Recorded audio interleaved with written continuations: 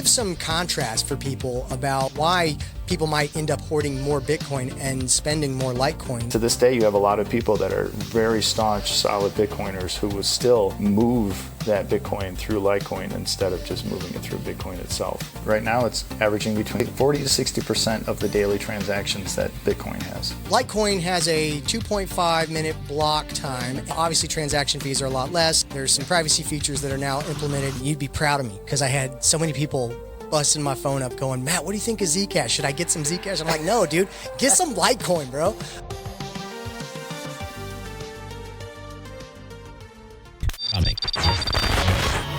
Government officials insist we will continue to keep you informed as this story unfolds. Welcome to the Money Block with Mathew J. Moore, the Bitcoin-focused program that's waking the masses to the fiat money Ponzi scheme. Money is changing, and your freedom is at stake. So stick around and learn how to empower yourself for this new digital age. Now, here's your host, Mathew J. Moore. And welcome, America. Welcome, world. You have tuned in at the right time, right place. This is the Money Block, America's favorite and focused show on Bitcoin, cryptocurrency, all the fun topics that we're going to cover today. So thanks for tuning in because we're on the radio, we're on TV, we're online, we're all over the place.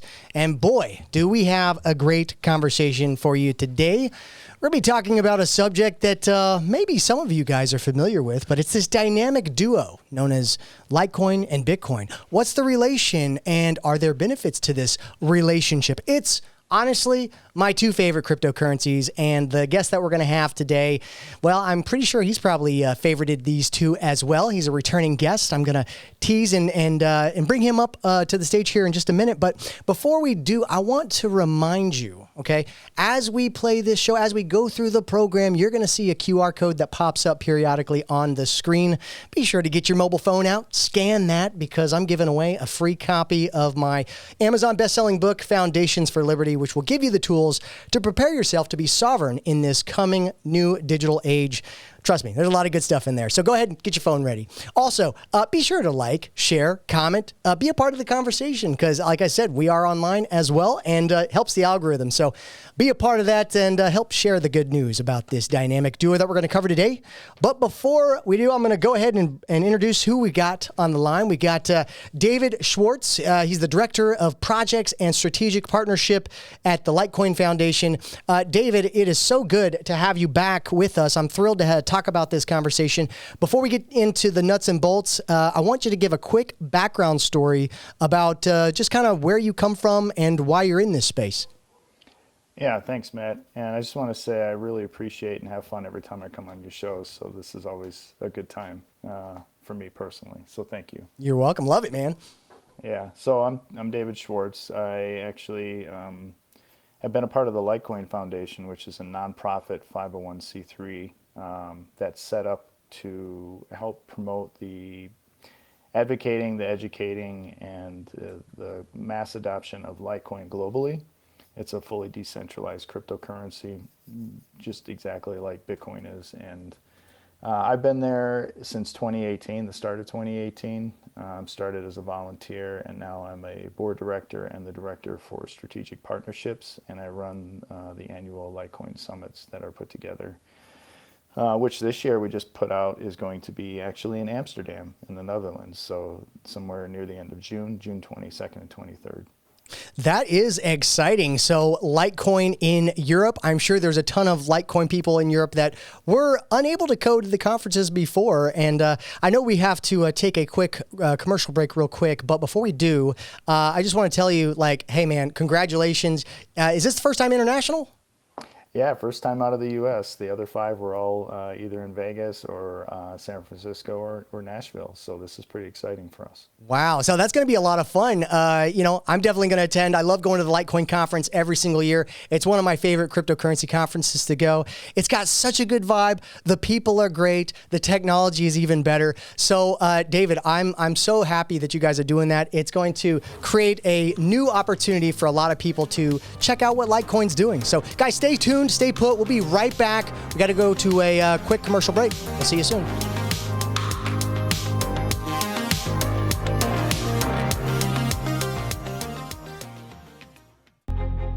What does it mean to be physically, spiritually, and financially free? The right to life, liberty, property, and the pursuit of happiness, these were the ideas that made America. But what happens to these ideas when America's money becomes compromised? What do you do when the very thing that you're working for day after day is fundamentally designed to enslave you? Whether it was a conspiracy or not, you won't believe what is about to happen in this country. Arm yourself today with the truth and build your life on the foundations for liberty.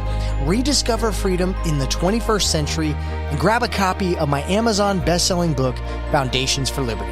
For just $11.99, you can support this radio show by finding a copy on Amazon or by going to mattjmoore.com. Again, that's mattjmoore.com. Don't wait, because freedom is never more than one generation away from extinction.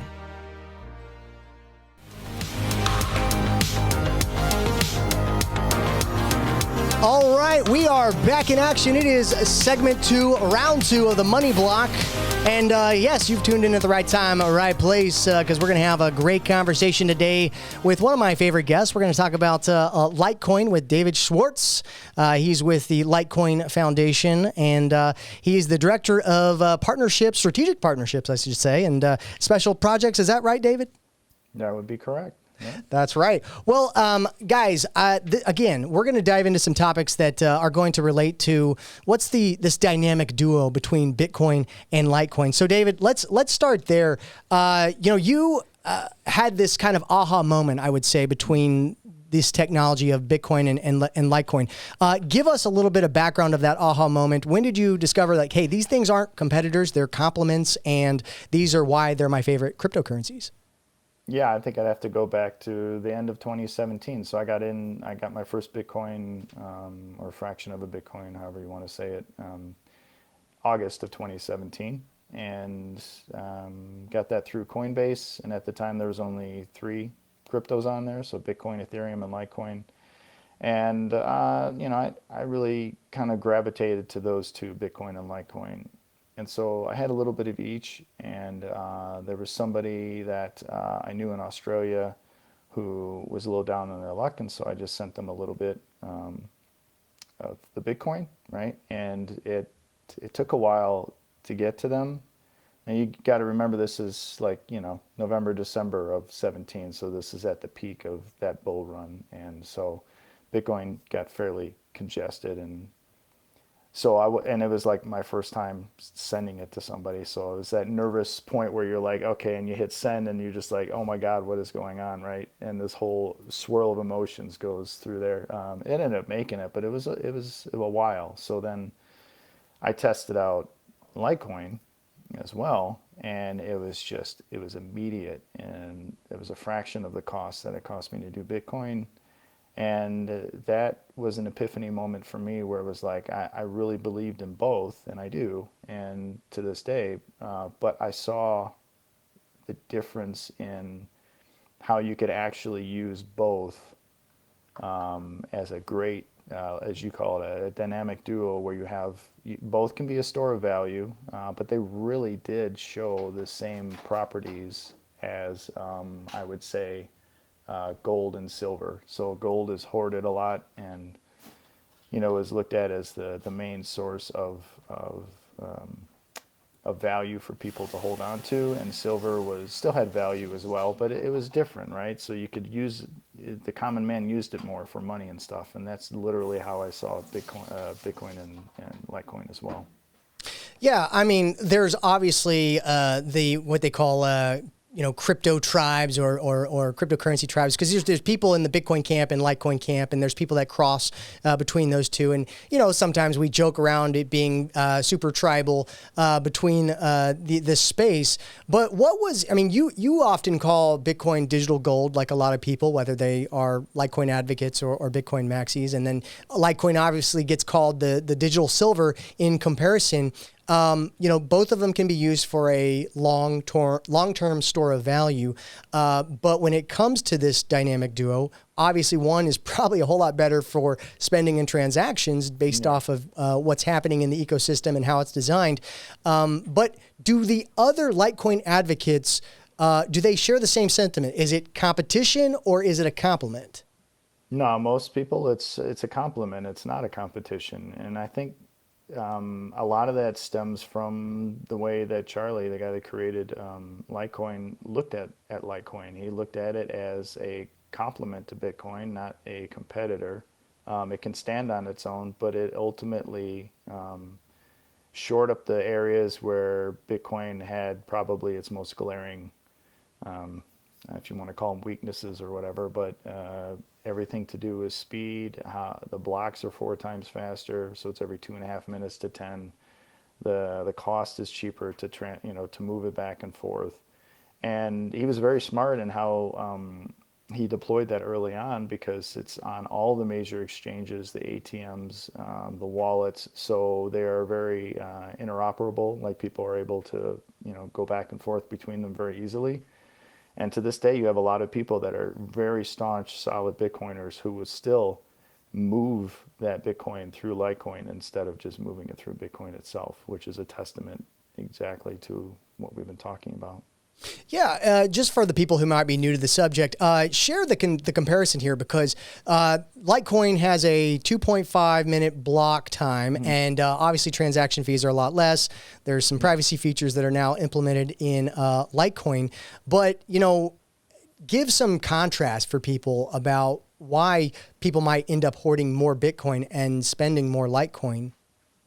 Yeah, well, I mean, Bitcoin's the first mover, right? So that's the one that broke the mold for what finance and money looks like back in 2008, 2009. And so it had this head start, which it rightly should have, about a 2 or 3 year head start. And there were some others that kind of came along as altcoins, prior to that. You had Namecoin and some other Tenebricks and some others, but those really, they just never really stuck. When you throw a noodle against the wall, that's when it's ready and stuff. And they just didn't really stick to the wall. And so it seemed like it had a very good grassroots movement that supported a lot of the foundation that you see today in Bitcoin. There's still plenty of those people that were around in 2011, 2012 that are still active in the Bitcoin community. And so it's got this movement, that groundswell that has gone from people on the internet just exchanging these things for gambling or for whatever else, and now it's a monetary tool used by the largest institutions in the world, right? And you have countries looking at it and adding it to their portfolio. That cannot be duplicated necessarily in the same way, and so it has that advantage, and people look at it as digital gold, and rightfully so. And so Litecoin also has a first mover advantage in that it's the first altcoin to be able to stick to the wall like that and have a unique use case that goes beyond what some people call it as a test net, which it obviously was able to do that for Bitcoin, but it has its own identity and uniqueness to it that a lot of altcoins at this point can't necessarily say, and they can't duplicate the proof of work aspect of it that was so prevalent early on. Yeah, I mean, there's definitely a thread between the two of them when it comes to decentralization, authenticity, integrity. I love the overall mindset and attitude of the Litecoiners. So you obviously have made the emphasis that you're using Bitcoin and Litecoin for different intents, but you have inheritance, you have real world use. But then when it comes to building wealth, I know we're not giving financial advice per se, but in a couple of minutes before we have to go to break, talk to me about your allocation strategy when it comes to Litecoin and Bitcoin. Yeah, sure. So obviously, I think a lot of people, the majority of the actual storage of wealth part was done in Bitcoin. And then there is some, like a lot of Litecoiners, it's store of value and spending it, right? So if you were to go on and see how much it's used for spending, it's literally the most prevalent coin besides Bitcoin, and then stable coins. Litecoin is there everywhere for spending. So like most people, probably the heavier part was in store value for Bitcoin, and then there was store value for Litecoin until price goes to a certain level and you feel like your purchasing power has gone up. You always keep a bag for store of value, but then you're also able to use it in the manner in which it was built. And so that's how I look at it. That's how I use it. Yeah. Well, we got about a minute to go before we go to break. What was the last thing you bought with Litecoin, if you don't mind me asking?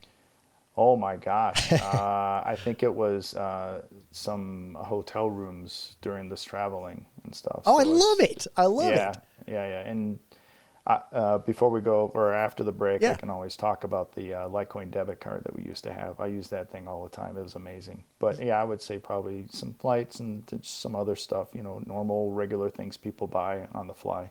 Yeah, well, give a quick statistic before we go to break about how Litecoin's been used in transactions. Yeah, mostly like if you go to some of the more prevalent payment processors like BitPay or CoinGate, they break it down on what a lot of it gets used for, and I think most of it is going to end up being for like gaming and for whatever reason, people love buying luxury watches on BitPay with Litecoin. So you'll have $150,000, $200,000 watches that get bought up using Litecoin. Yeah, and BitPay is a third-party tool that's often used to facilitate merchants with that Litecoin Bitcoin transaction. Correct. Yep. Okay. Well, guys, we're going to jump to break here in a minute, but if you are watching this show, you're going to see a QR code that pops up on the screen. Be sure to click that because I'm giving away a free copy of my Amazon best-selling book, Foundations for Liberty, and I want you to have a copy of it. All right, guys, we got a whole lot more to unpack and to dive into, so stay put. We're going to continue this conversation with David. We're going to talk about Litecoin, Bitcoin, this dynamic duo that's at hand, and maybe it'll change the way you think about these digital assets. All right, guys, we'll be right back. Stay put. We'll see you in a minute.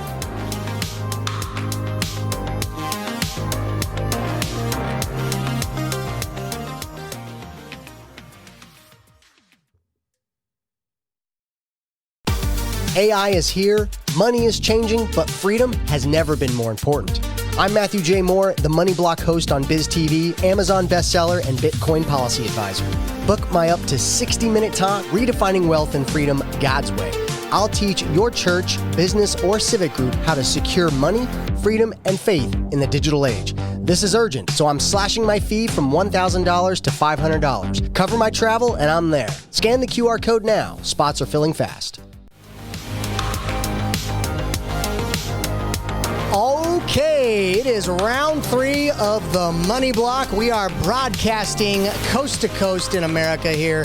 Radio, TV, internet, we're all over the place. We want to welcome all you crypto newbies, lovers, and experts. We're going to have a great conversation today. And you know what? If you're listening to this broadcast, guess what? You're going to see a QR code on the screen sometimes. And I want you to take out your phone. I want you to scan that because I'm giving away a free copy of my Amazon best-selling book, Foundations for Liberty. Just a little gift to say thank you for tuning in. And today, we've been talking about this dynamic duo in cryptocurrency known as Litecoin and Bitcoin. And I've got the perfect guest today to talk about that. And so as you listen to this interview and we go deeper into the conversation, be sure to like, share, comment, be a part of it because the algorithm loves it. And we want to hear from you specifically about what you think about this. But on the line with us is David Schwartz. He's with the Lite Coin Foundation, and he is particularly the Director of Projects and Strategic Partnership. I've known David for a long time in the crypto space. David, welcome back to segment 3. I'm excited to dive deeper. Thank you, sir. Let's do it. Let's do it. Well, all right. So a hot topic that gets brought up all the time in cryptocurrency, transparency, privacy, public ledgers, trust is part of that equation, but fungibility is also a part of that equation. How does Litecoin's Mimble-Wimble, the MWeb, strike the right privacy balance without sacrificing that core transparency feature that, we all love about, this open ledger system? Yeah, sure. So if you know anything about the Bitcoin blockchain, the Litecoin blockchain is extremely similar. So normally public addresses, you're able to see the amounts that are in them and the amounts that have been sent back and forth between them. That's called the transparency aspect of the ledger, right? So Litecoin has that same feature. But back in 2022, developers added a optional confidentiality aspect to Litecoin where there's these extension blocks. So every time a block is created every 2.5 minutes, there's an extension block that's also created that's tied to it, kind of like an umbilical cord, right?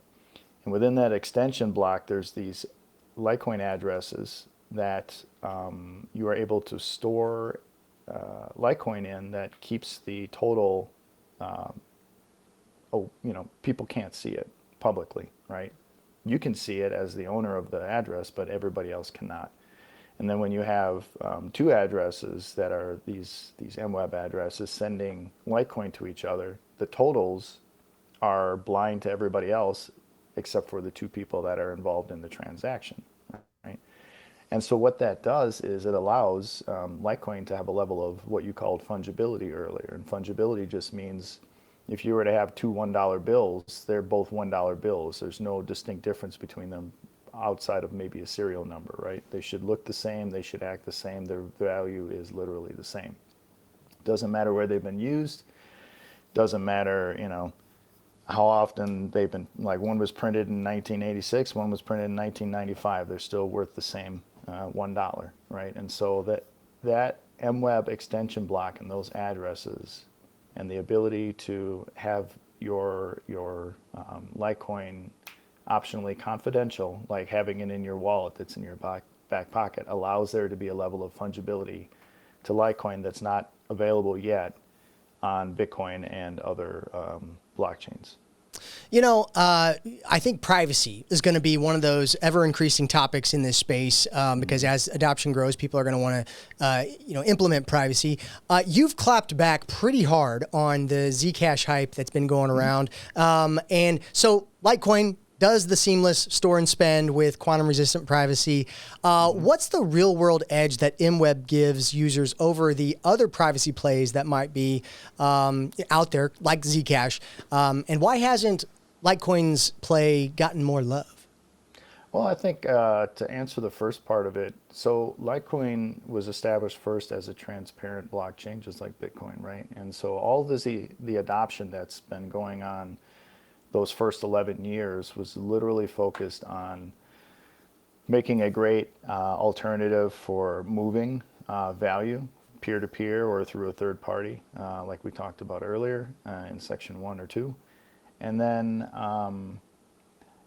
that mentality is the prevalent mentality, using it for payments, the store of value, things like that. This new area where we talk about optional privacy is relatively new, and it wasn't necessarily pushed very hard for the first few years through the foundation or the developers or stuff, because with anything that's new, it's always good to sort of test it out on what's considered almost like a soft launch, right? So as much as the staunch Litecoin supporters knew what it was, there were very limited areas in where they could have adopted it. So basically Litecoin Core, you would have had to run a node pretty much to have Litecoin Core and be able to generate an MWeb address, until we started having other wallets adopt having these addresses within their wallets. So Cake Wallet was the first to step forward and say, hey, we're going to add this too, because they're a very privacy-focused supporter, right? So they're into Bitcoin and Monero and Litecoin through MWeb and stuff. And so they were the first to do it. And you saw a huge spike in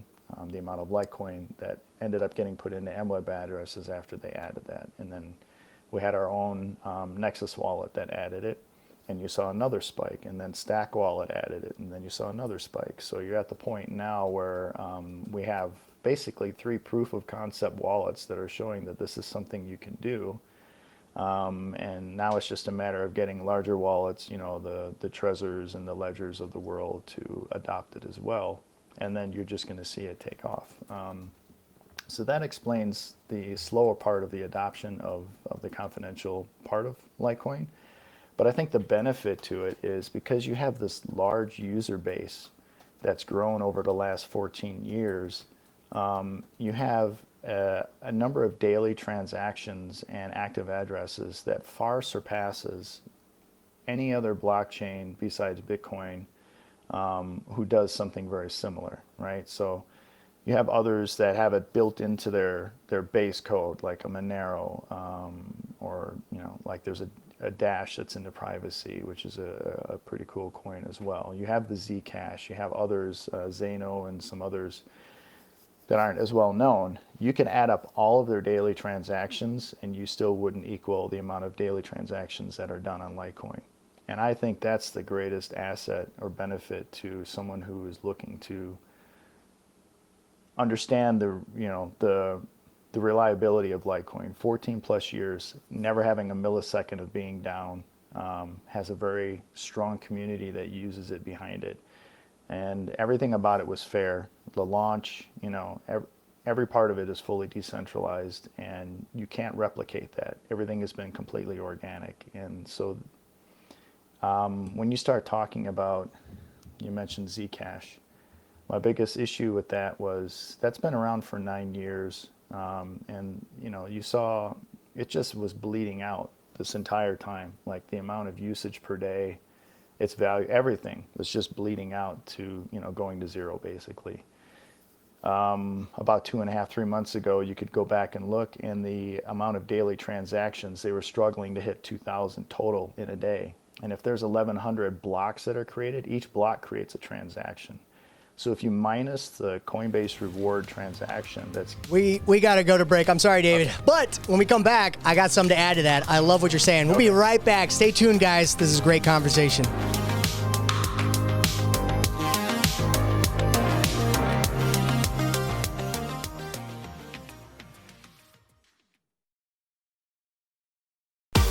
AI is here, money is changing, but freedom has never been more important. I'm Mathew J. Moore, the Money Block host on BizTV, Amazon bestseller, and Bitcoin policy advisor. Book my up to 60-minute talk, Redefining Wealth and Freedom God's Way. I'll teach your church, business, or civic group how to secure money, freedom, and faith in the digital age. This is urgent, so I'm slashing my fee from $1,000 to $500. Cover my travel, and I'm there. Scan the QR code now. Spots are filling fast. All right, guys, we are back in action. Welcome back to the Money Block. This is segment 4, and we are broadcasting coast to coast on BizTV. So thanks for tuning in, all you crypto newbies, lovers, and experts. We've been talking about Litecoin, Bitcoin, the dynamic duo that's at hand, the technology that's at play, and we've had the perfect guest to come and share about these two wonderful cryptocurrencies that are doing great things. His name is David Schwartz, and but before we continue this conversation, I just want to remind you one more time that as you watch this program, you're going to see a QR code that pops up on the screen. I'm giving away a free copy of my Amazon best-selling book called Foundations for Liberty. It's going to teach you the principles, the ideas to help prepare you for the coming digital age, because we all need to be sovereign in this coming digital age. But more importantly, if you're watching online, make sure to like, comment, subscribe, share. We want you to be a part of the conversation, and we want you to tell us what you think about this topic at hand. But David's on the line. Like I said, David Schwartz, he's with the Lite Coin Foundation. He's the director of projects and strategic partnership. Before we went to break, David, we were talking about privacy, fungibility, transactions. And like I said during break, you'd be very proud of me because there's been a lot of hype about Zcash, and I get a lot of people saying, hey, Matt, what do you think of Zcash and its privacy features? And I'm like, bro, yeah, just leave that alone. Buy some Litecoin, use some Litecoin. It's going to be way better for you. What are your thoughts on that? Yeah, I would agree with that. Yeah. Of course, I'm biased, but I would still agree with it. Yeah. Well, okay. Well, if somebody who's listening to this show, watch the last segment, and is like, you know what? Bitcoin doesn't have privacy feature, but I use it as a store of value.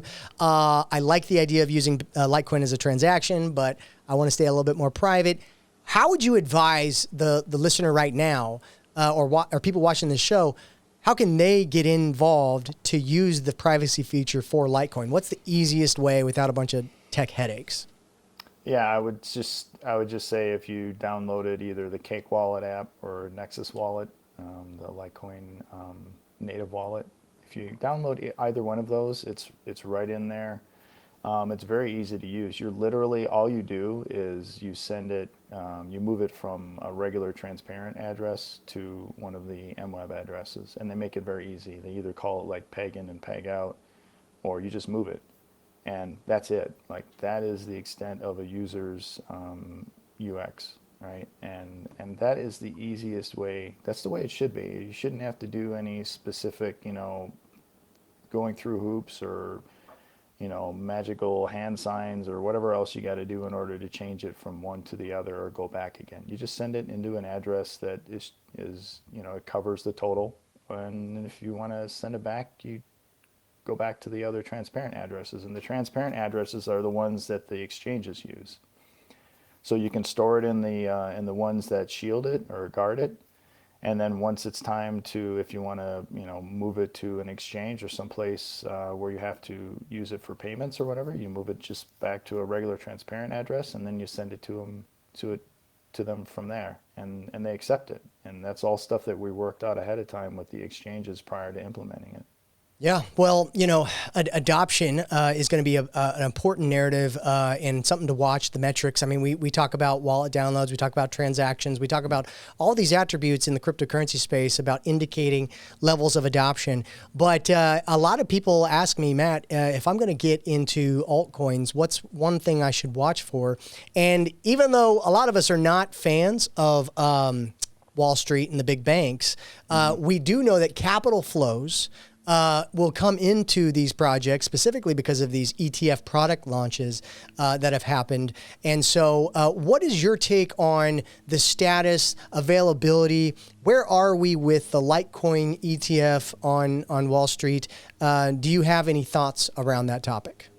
Yeah, I mean, there's one that's live. That's the Canary Capital Litecoin ETF. The ticker for that is LTCC. That's been live now for about a month or so, and it's been doing very well. So that's one way of getting into an ETF. There's a lot of things. So this is one of the things I've talked about on my X handle is I believe, especially in this next year, that crypto indexes and basket ETFs are going to be the more prevalent launches going forward, simply because of the diversity that you're going to find in an ETF. Like, you have ETFs now. If you were to go to a Litecoin ETF, you're not necessarily earning any yield on it or anything, because there isn't a yield aspect to Bitcoin or Litecoin. But if you were to do that with a Solana or an Ethereum or whatever, you're able to get some kind of a yield off of it. What they want to do is be able to put all of those in together. So you have, just like in stocks with an ETF, you have some that have dividends to them and some that don't. The growth is in the value that goes on over time. Some of them, it's the dividend or the yield.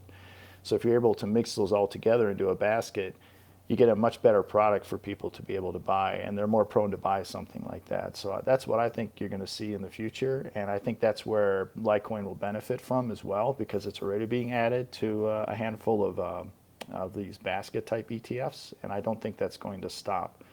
It's been in the top 20 for over 14 years now, and it's not going anywhere, and so you're going to see it getting added to a lot more of these crypto indexes and basket ETFs. Very good point, and a take to consider. I'll definitely be watching that. When I watch you on X and interactions, I love the spirit, the vibe that you give out. You definitely have this kind of truth and transparency maxi vibe. You call out a lot of the manufactured narratives in crypto. How do you think Bitcoin and Litecoin as decentralized assets, how do they end up staying authentic in a space full of VC pumps and tribal FUD? I mean, there's a lot of things that take place. It's hard. It's really hard, because whatever is making the most noise is where people have their head turned to, right? And unfortunately, I mean, it happens every cycle, right? You've been around for a while. I've been around. We watched everything from the ICOs to NFTs to ordinals, all these different things that keep popping up. Now it's been like, pump fund and poly market, prediction markets and things. And all of those, they're going to end up having their place. Can you say it's all cryptocurrency? No.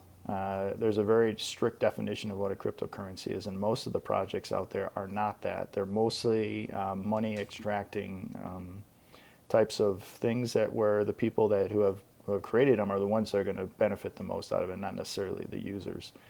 And so what ends up happening is you have to focus on the utility and the intent behind a cryptocurrency like Bitcoin, and keep jamming that narrative of like, look, this is digital gold. This is what you're able to help your bloodline after you, to be able to succeed in life. That's where Bitcoin and Litecoin that's where their narratives pretty much rest, right?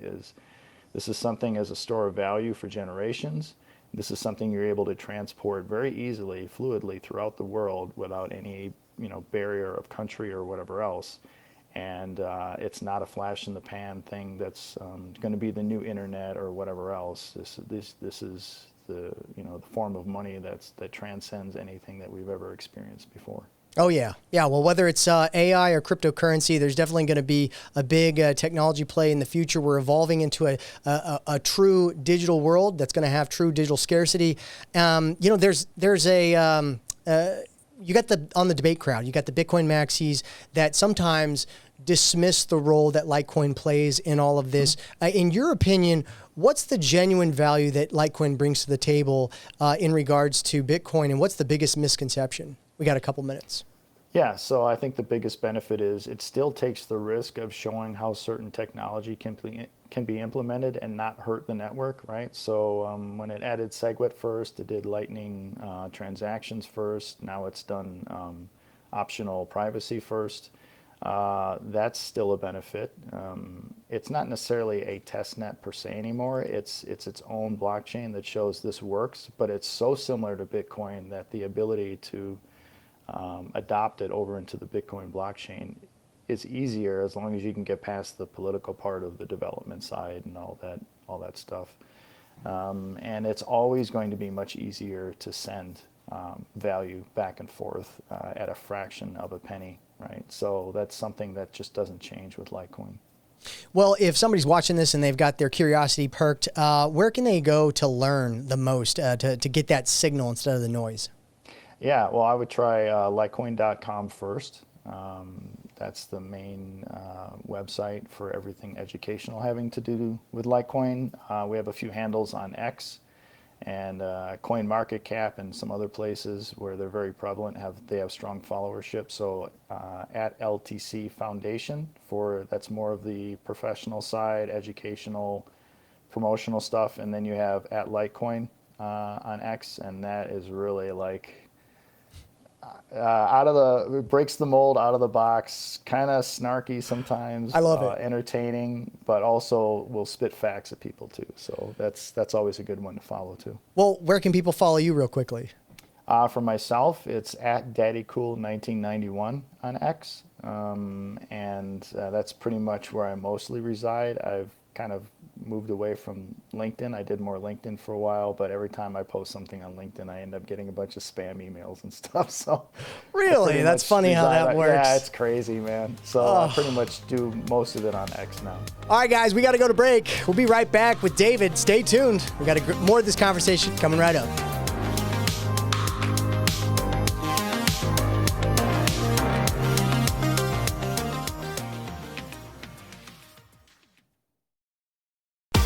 AI is here, money is changing, but freedom has never been more important.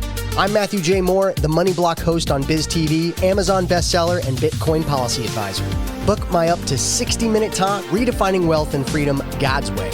I'll teach your church, business, or civic group how to secure money, freedom, and faith in the digital age. This is urgent, so I'm slashing my fee from $1,000 to $500. Cover my travel, and I'm there. Scan the QR code now. Spots are filling fast. What does it mean to be physically, spiritually, and financially free? The right to life, liberty, property, and the pursuit of happiness, these were the ideas that made America. But what happens to these ideas when America's money becomes compromised? What do you do when the very thing that you're working for day after day is fundamentally designed to enslave you? Whether it was a conspiracy or not, you won't believe what is about to happen in this country. Arm yourself today with the truth and build your life on the foundations for liberty. Rediscover freedom in the 21st century and grab a copy of my Amazon best-selling book, Foundations for Liberty. For just $11.99, you can support this radio show by finding a copy on Amazon or by going to mattjmoore.com. Again, that's mattjmoore.com. Don't wait, because freedom is never more than one generation away from extinction.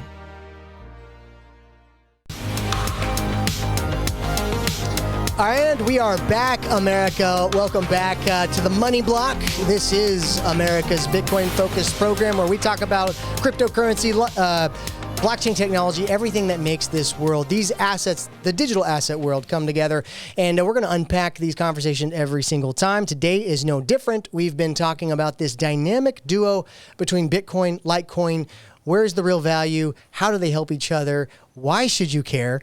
And on the line, I have got the perfect guest. We're going to dive into that back into the conversation here in a minute. But I want to just remind you, if you're watching this program, you're going to notice a QR code that's going to pop up. I'm giving away a free copy of my Amazon best-selling book, so be sure to scan that for your copy. And if you're watching online, be sure to comment, share, and be a part of the conversation. We want to hear from you. We want you to be a part of this. All right, well, let's jump back into the conversation with David Schwartz. He's from the Lite Coin Foundation. He's the person who's responsible for projects and strategic partnership. David, good to have you back. We're going to finish off this segment well, since this is our last segment. The question I want to start with right now is, you've moved Litecoin to cold storage. You use Litecoin on a daily basis. You're probably not using leverage when it comes to Litecoin. But how do you have this Zen mindset, this I guess ironclad certainty of, okay, yeah, market's uncertain, times are uncertain. How do you stay calm? What's your secret? Just always thinking about the fundamentals, because price, honestly, it's such a young space still that price is really just indicative of trading. It's not indicative of the actual utility and usage of a blockchain. And so whenever I start getting, not necessarily nervous, but I just sort of want to reassure myself that this is the right thing that we're doing, I just go back to the numbers, the data, how many active addresses, how many transactions a day, how many, is all that stuff growing? And even through all the bear markets and everything else, Litecoin's metrics just continue to grow, and that's enough for me. And knowing that at some point, price will have to catch up to as much as it's being used. And these things are all cycles and they go through them. So as much as there's a bear market, then there's always a bull market too. Yeah, and as much as this space is growing, the technology, the industry is probably outpacing the growth of the internet, if I'm not wrong. So I think the future is bright. I'm excited to see what Litecoin continues to develop. But looking ahead, we've got the Litecoin Summit coming up here in the next year. Give us some quick details on that one more time, and how can people check it out? Yeah, I always love prepping for these summits, man. These are so much fun. And I love hearing the feedback like what you've had, and many others have said how original and genuine it is. And we really try to keep that vibe going like it's just coming out for the first time kind of thing, right? So educate people. So this next one we're doing in Europe. It's the first time outside the US, and we're going to be a part of what's called Dutch Blockchain Week. So we were able to get together with them, and they were very excited to add us into their week, and we were very happy to be a part of it. And so we're actually starting out that week. So the 22nd and 23rd is the Litecoin Summit, and the 24th and 25th is the Dutch Blockchain Week's own summit for 2 days, and then the last 2 days are going to be a bunch of side events and other things. And so we're still nailing down the venue, but it's always 2 days, and we try to mix in a lot of different things for people who are either coming for the first time, or like most of us like to say, it's a great time to have a family reunion, right? And so we get together and we're able to talk about the things that are being worked on, things that have happened in the past, and just it's such a strong, caring community that a lot of people literally might just come just for that aspect of it, right? And so we're looking forward to that, and we've already lined up speakers and some sponsors, and we're having Marty Simpson, who's a stand-up comedian. He's done it the last 2 years. Yeah, you can see him on Dry Bar and other places, but he is all in on Litecoin now. So even bringing him over, he's like, I want some of my pay in Litecoin, so we had to do that ahead of time for him, and so he'll be back for a third year too. Yeah, I was stirring the pot with him on stage last year. It was fun. Well, let's dive into this. Okay, so somebody's got Bitcoin, they got Litecoin. We're not giving financial advice, but I want to hear what you personally would do if you only had $5,000 to put into these assets, how would you allocate it? How would you go about it? I think I'd probably do like most times it's probably like a 60-40 deal. And I wouldn't even say like it's always Bitcoin 60 and Litecoin 40. It all depends probably on where the ratios are. Because right now, specifically, if I were to do it, it'd probably be 60 Litecoin and 40% Bitcoin, simply because the ratio is so far out of whack and Litecoin's pretty oversold at this point. So I think there's much more upside to doing it, but that's usually how I'll allocate it. And then, like I said, like Bitcoin's not going anywhere. It's going straight into cold storage. Litecoin goes into cold storage, and then when I need to use it, I'll bring it out and send it wherever I need to. And remind people one more time where they can find the best resources about Litecoin. Yeah, absolutely. So litecoin.com would be great. That's probably where you can find pretty much anything having to do with Litecoin for the most part. And then if you're on X, it would be at LTC Foundation. That's the foundation itself. Puts out a lot of educational stuff about Litecoin. And then at Litecoin is the general Litecoin handle. It's also available. We have handles on CoinMarketCap, Blue Sky, and a few other places. So, and don't forget yourself. Where can people follow you? Oh, right. Yeah. So yeah. For me, you want to follow me, it's at DaddyCool1991 on X. Well, hey, okay, so we have a couple more minutes before we got to close out the show, but what is your favorite, absolute number one favorite thing about Litecoin? Why are you so sold on it? I think because when I first got into it, the creator, Charlie Lee, was very transparent and he's a super modest person.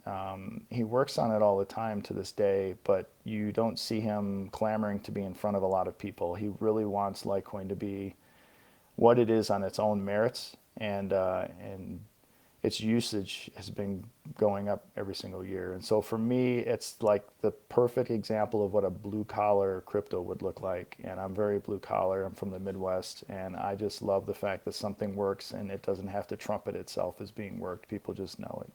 Yeah, it's true. I love it. Well, guys, this is going to conclude our show for today. I've really enjoyed the conversation, David. Thank you so much for joining me. I look forward to having you back, and I'm looking forward to the Litecoin Summit. Guys, if you want to learn more, go to my website, mattjmoore.com. We'll see you same time, same place. We'll see you next time on The Money Block.